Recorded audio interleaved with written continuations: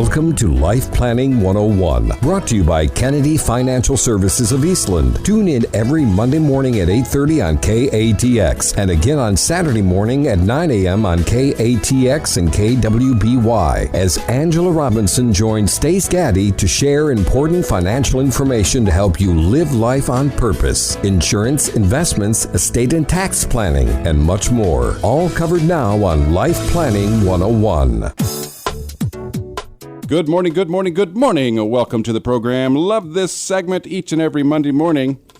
Life Planning 101 with our guest and expert Angela Robinson from Kennedy Financial Services right here in Eastland. Howdy, ma'am. Good morning. Howdy, should we say. So howdy. We're in Texas. Howdy. That's appropriate. You'll find out why later in today's show. Oh, really? Yes, okay. It is. So we do have a wonderful show lined out. You know, a lot of times we talk a lot about, or I say a lot of times, most of the time on the show we talk about money in one form or fashion. You know, we're talking about investments or taxes or estate planning that deals with your money or insurance. And, you know, today we're going to kind of switch the role a little bit because we're going to talk about something that is probably more key to your retirement and your future than any of those things combined. Okay. Yeah. Got my interest. Okay. So I want you to think about something. Here we are, you know, in a society today. I was reading an article last week out of one of the magazines, and 1 in 10 people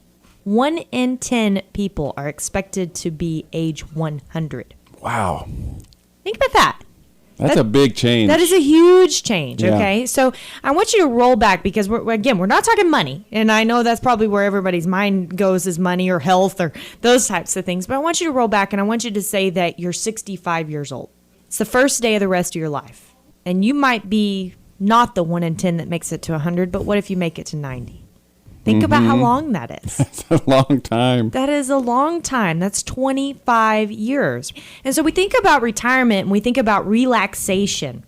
We think about doing the things that we love doing, golfing or eating out or doing a little bit of travel or, you know, playing our games or whatever it might be. But if you're talking 25 years in retirement, is that really enough? That adds up quickly. It does. It does. You know, it's funny. I always cringe when people tell me that they're just sick of working and they're going to retire. And I ask them, well, what are you going to do in your retirement? And they tell me I'm going to play golf or do nothing or spend more time with family. And I just cringe. I really do. Because plus, golf is an expensive hobby. It is an expensive hobby. And it doesn't even, and you know, the financial aspect of it is one thing. But, you know, another thing of it is just the fact that for most people, the majority of people, that is not enough. You know, I want you to think about in life, you know, have you ever felt times that you felt a sense of worthlessness? A sense that maybe I need to do something that is more powerful than just me, something that's larger than myself, right? Or I need some challenge in my life. You know, I think we all come across lulls in our life that are like that. But what if you hit retirement and you're stuck in that lull for 20 to 25 years? You know, what happens then? Severe depression. That's right. You know, and I think it's really sad. We've actually encountered this a few times. And I heard I had a gentleman in the office last week, a client, he was sitting with me and he said, you know, I don't plan on ever stop working because I watch those people that stop working and they stop moving and they die. And it's so true, you know, and he didn't mean die in the sense of the word die. He meant die in the sense of the word no concept of life, no refreshment, no enjoyment, no thriving, right? And we've actually had this happen several times with our clients over the years and seen people go through it, especially when people are forced to retire a little bit younger. We actually had a gentleman that, because of his health, he was forced to retire a little bit younger. He took disability. I think he was 57 when he actually retired. So it's very, very young. But his disability was pretty minor. It allowed him to be able to live a normal life with the exception of he couldn't concentrate on certain things because it has to do with his vision. And so anyway, here we are, fast forward that picture 10 years. And he really didn't have any concept of where he was going to do, what he was going to retire to. He was just so excited to get to quit working. Well, Now he's driving his wife nuts. and I know that's funny, but in a sense it's really not, because there's big marital problems there. I mean, there's been the D word that's been used a few times. You know, he's constantly watching the news. And so that breeds negativity into him. And so when he calls into our office, every time he calls in, he's a completely different person than he was 10 years ago. Completely negative about the world, the outlook of what's going on. And then to make matters worse, guess what he's also worried about all the time? Money. His money, right. Because he has no other way to focus his energy, nothing else to do except for sit there and worry. And, you know, I almost want to just buy him the Christmas Carol movie and send it to him and just, just put a bow on it. It's funny, but like you say, it's not funny. It's not tragic. Funny. That's exactly right. So, that's what we're going to be talking about in today's show, is what we call retirement happiness, and actually finding those approaches to retirement happiness. We've got some great things lined out. We're also going to be telling you about the 25 best places to live, which 3 of which are here in the great state of Texas. Yeah. It's pretty exciting. And some other little tidbits you don't want to miss when we come back. What a great topic today, retirement happiness. Quick break. We'll come right back with more Life Planning 101. Welcome back in, folks, to the second segment of Life Planning 101. I'm Stace Gaddy, as always, your guest and expert, Angela Robinson. Today we're talking about retirement happiness, and there's some punchlines involved there, but really it's a very serious subject. It is. And we were just talking about how much longer that we're actually living, and really not thinking about that. I remember my grandfather when he retired and how big of a deal it was, and 7 years later, he sadly passed away. And it's not like that anymore at all. People are living a long time. In fact, his wife is still alive. Now she's in care, but she is in her late 80s. So, there gives some food for thought, and it's something to think about. So I want you to think about something, especially, and I tell you what, it's funny because the healthiest people we have as clients are the ones that don't think they're going to live the longest. I think that's interesting. Yeah, that's a whole show. Isn't that right? It is. So I want you to challenge yourself a little bit, and I want you to think about something and really just take this to heart. If this were your last day on earth, what would you want that to look like? Talking mentally, physically, spiritually? What about regarding your family and friends? If we're talking about a retirement, this is their first day of the rest of their life at age 65. For 30, 40, or even 50 years of retirement. Imagine that. It's a real possibility that just relaxation and leisure activities are not going to fill your psychological need for you to have that picture work out the way that you want it. You have to continue to learn, continue to be engaged, and continue to be challenged in your life. And there's a great study. I actually have this designation. It's called a Certified Retirement Counselor designation, and it's done by the International Foundation of Retirement Education. And they focus on this thing right here, that life balance in retirement, because of how critical it is that you end up not going into depression. You end up not driving your spouse nuts and potentially separating ties down the road. How sad would that be? And that happens. Believe it or not, that happens. Wow. Or just getting so emotionally wrapped up in your money because you're constantly watching the media soapbox, right? And what's going on in the world, that you end up making emotional decisions that cause you to run out of money too soon. Think about how that ties together, right? And it does. That's what we don't think about. It actually does. I was online at Forbes.com, which is the magazine, and there was some great stuff in there. And I would encourage any of our listeners to actually go in here and look at some of this. They actually sift through about 500 communities a year, and they go through what the cost of living is, the taxes, the housing, low crime rates, robust economy, healthcare, volunteerism, other retirees in that area, and they pick out the 25 best cities or communities in the United States for retirees to live. Okay. And I was so proud that the very first one that popped up was Abilene, Texas. How cool is that? Nice. Of 25 cities in the United States. That's pretty amazing. In the entire nation. In the entire nation. Okay. And we got 3 of the 25 here in Texas. Abilene, Grand Prairie, okay, and San Marcos. San Marcos? San Marcos. So that was really good to see. But reason I bring that up is they had another one, and I couldn't really figure out how to do this on a show. But I think it's really important for you to go and look, especially if you're having trouble developing what that passion is or what that sense of meaning is going to be in retirement. But there's what's called a 25 great places to follow your passion in retirement. Was another thing that they had done a bunch of research on, Forbes magazine. So make sure you go in and look at that, because I think that is some really good information. Kind of get your brain thinking in ways maybe that it hasn't thought before. I told you a sad story during the first segment of the show, and I want to flip that coin. I want to tell you about an 89-year-old lady that still drives to our office. She still comes to our dinners at night. Yes, she drives at night. You heard that right. And she teaches piano lessons. She has a sense of meaning in her life. See how it all goes together? Yeah, it does. It really does. She is so, and she's got so much energy. It blow your mind. You just think, oh my gosh, I cannot believe this lady. But she's just up. She talks vibrantly. It's amazing. But she's got that sense of meaning in her life. And her life is to be able to give back with her talents to younger children. And she just loves it. Just absolutely loves it. She didn't get paid anything for it, by the way. Yeah, but it's that sense of meaning that's really important to you. So not in currency anyway. Yeah, not in currency. She's getting paid. You are exactly right. You are exactly right. Another thing, Forbes, I thought this was interesting. There was a piece of research that they did on why people retire between age 65 and 67. Now, it really knocks out people below 65, and for good reason, because I do believe a lot of people below 65 either may have been forced out of work or they may have some sort of disability. So, that's kind of the age there. But I will say this, we are seeing people retire younger and younger.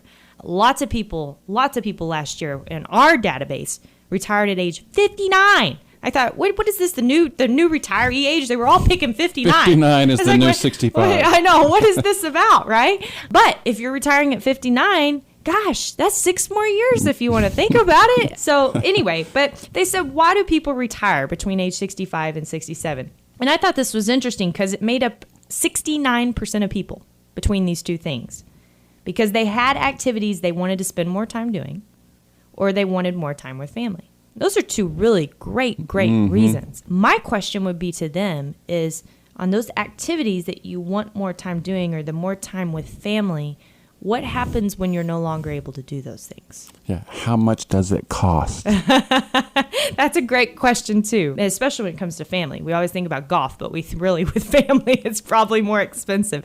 Birthdays, Christmas, that's right. Be real, right? That's exactly right. And, especially if you're driving to go see those children, Travel, grandchildren. yep.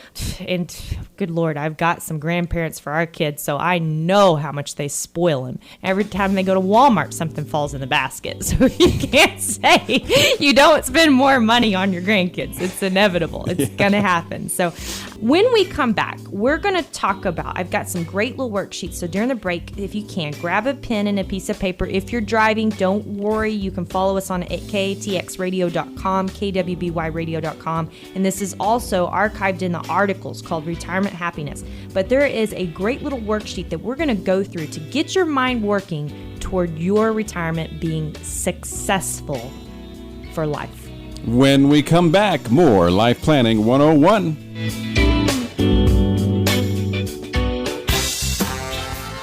Welcome back in, folks. We thank all of our listeners so much. Appreciate you listening. A final segment of Life Planning 101. Angela Robinson talking about retirement happiness this morning. Yes, we are. And before we get back into it, I'm going to give you a little bit of time to grab that pen and piece of paper if you're not driving. If you're not driving. But before we get back into it, make sure you like us on Facebook. We actually have a contest for the entire month of May. So everybody who likes our pages are going to be entered in a drawing. So you want to like us on Facebook, facebook.com/Kennedy Financial. So make sure you do that. And also participate in our weekly poll. As we're talking today about this retirement happiness, give yourself a score. Where do you fall on the retirement happiness scale? Being 10, being the most happy. 1, you just want to go bury your head in a hole. You want to go back to work. That's exactly right. All right. So let's get to it. Like I said, this is kind of thanks to the International Foundation of Retirement Education. They've got several of these little worksheets. And so if this is something that interests you, make sure that you let us know. Life planning at kennedy-financial.com. You can email us. Let us know if you want one of these worksheets.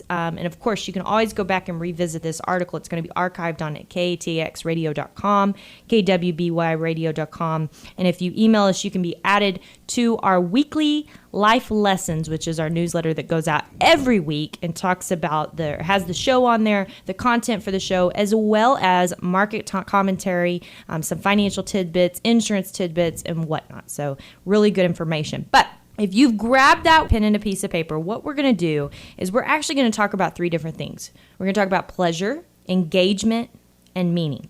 So I want you to think about pleasure. Pleasure is the activities, of course, that we all know. Relaxation, leisure, travel. Those are the things that just bring us a constant enjoyment when we're doing them, and positive emotions, right? Release all the endorphins, so to speak, okay? Okay. Then we have the engagement activities. These are things that challenge your mind. So equal to your skills, or, things that are a little bit tougher for you. I always think of Sudoku. I can't ever pronounce that correctly.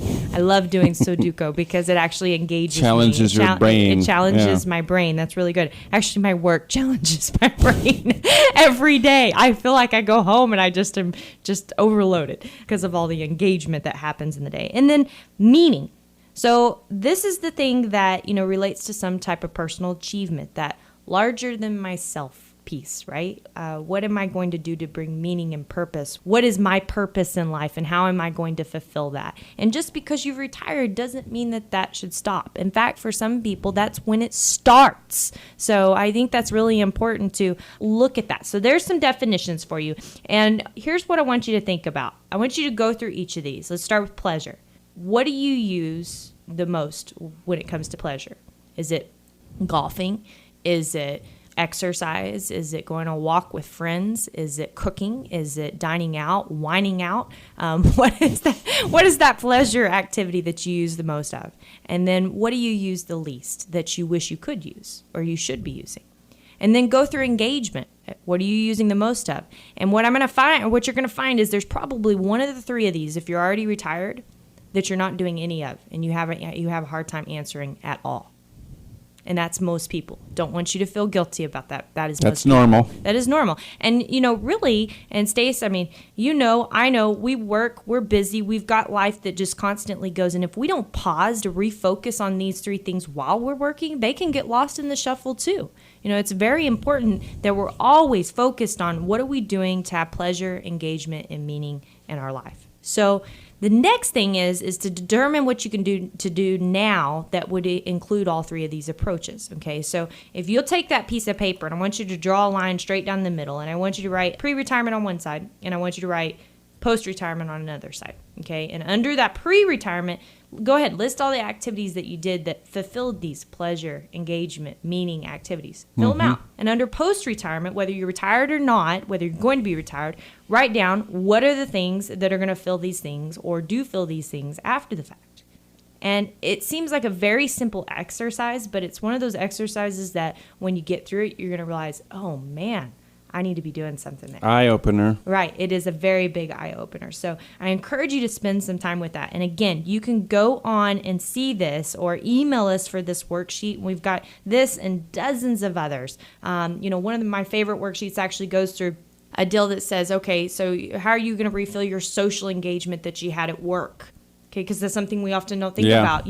We work around people all day long, and then if we retire and we go home, how do we refill that bucket? And that's just one of the things. How do I re-engage my creativity? Because if I had to be creative in my job when I go home, now what am I going to do to be creative, right? So there's all these pieces of what they call a retirement will that they go through with you, and they're absolutely wonderful. So if you want those, make sure you email us. We'll be happy to send them to you to do that. And then, again, don't forget to tweet us and let us know, what is your retirement happiness score on a 1 to 10 scale? Because I do think it's really good. My dad always has a saying, progress starts by telling the truth, right? And we've got to, of course, tell the truth to ourselves. But I've always found it a little bit easier when I not only tell the truth to myself, but I force myself to tell the truth to somebody else. And then it's easier to tell it to myself. And I can kind of poke fun at myself and laugh at myself and say, why have I been doing that the way I've been doing that, right? And everybody knows at the office I have a lot of candor. I'm not really scared to tell them anything. And that's really why. That's the only reason why. Because I know if I try to handle it on my own